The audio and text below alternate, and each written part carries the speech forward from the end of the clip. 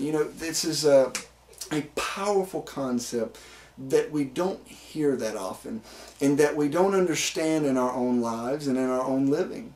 That we are supposed to have dominion over things.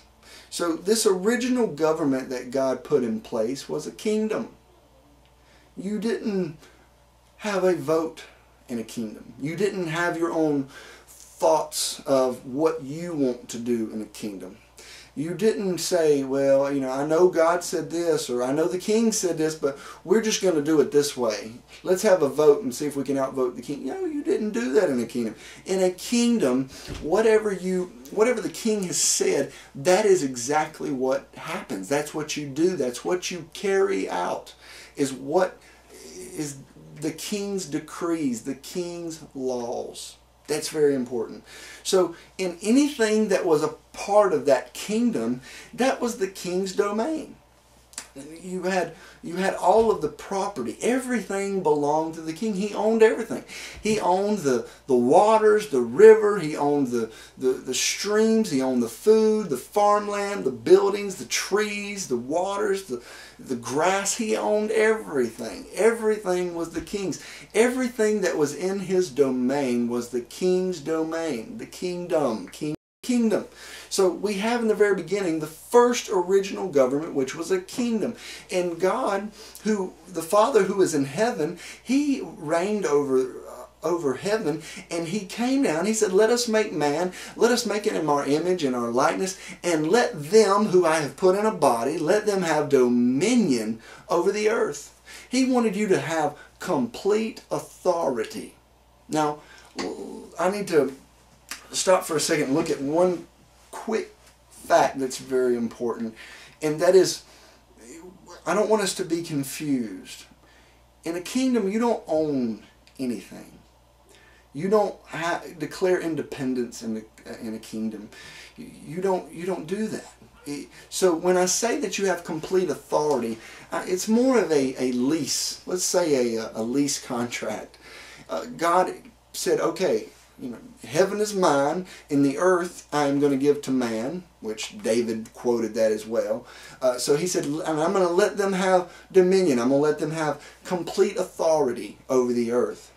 And so He put that into man's hands. So man at that point had a management contract. He was supposed to manage the earth. He was supposed to manage its resources, manage all the things under the headship of Jesus in heaven. He's supposed to, under the headship of God, he was supposed to have that dominion. Man was supposed to report what he was managing. So if he mismanaged something, then he's basically went against the king. He's went against what the king told him to do. And we see that that's what happened. God gave him specific laws, specific things that he could not do. Do not eat of the tree of the knowledge of good and evil. That was the only thing that he couldn't do. That was the only thing. Now, so right now we see the original purpose of God, to establish a kingdom on earth with sons and daughters, because that's what we are, of sons and daughters, and to let them have dominion over all the things of the earth, have complete authority. We have lost that. We have lost this very important and original purpose that God had for our lives. We've lost it. We've messed up. We've violated the contract. We have violated the management contract. And we see this happens. We see this happening with Adam and Eve, because they did the one thing in their contract that they were not supposed to do. Now, before I continue, I want to lay out a couple of facts here. First, God is sovereign. It means he's completely free from any influence. He's not influenced by things. That's what sovereignty is. And he's all powerful. We know that he controls all things. He has power over all things. He even said, he said, I am God, and beside me there is no other. And we we know that God does not do anything without a purpose. He never will. He'll never do something that doesn't have a purpose. So when we see Him give man this power over the earth, the complete authority, the rulership, the dominion, as it says in the Bible, over all of the earth, when we see Him give these things, when we see Him give this power over all of these things, we quickly realize that there is something that God was purposing to do. There was something that God wanted to make happen. He had a plan. He had a plan. And the thing is, sometimes today we think that God has just done away with what He was going to do, and He said, well, they've messed this up. I'm gonna have to start something new here. I'm gonna have to make something new and try something else.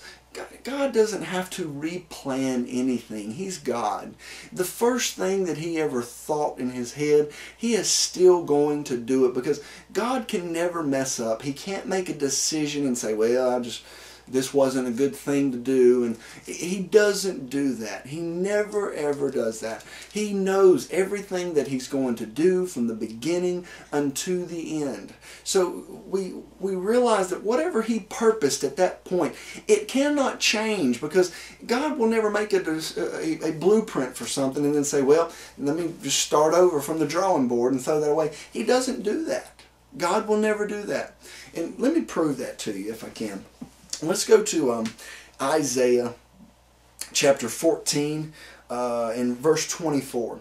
The Lord of hosts hath sworn, saying, surely as I have thought, so shall it come to pass, and as I have purposed, so shall it stand. So anything God purposes, anything that He decides to do in His heart, those things are going to come to pass.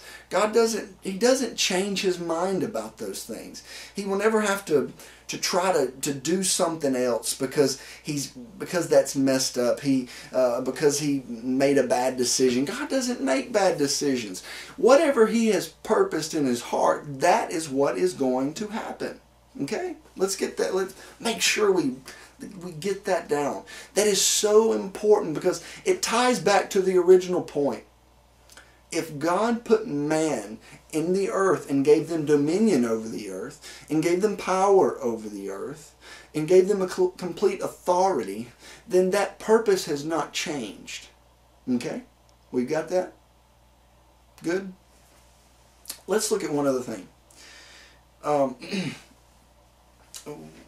This thing about the original purpose, it is what I like to call the forgotten commandment. Let them have dominion. It's the forgotten commandment that we skip over all the time.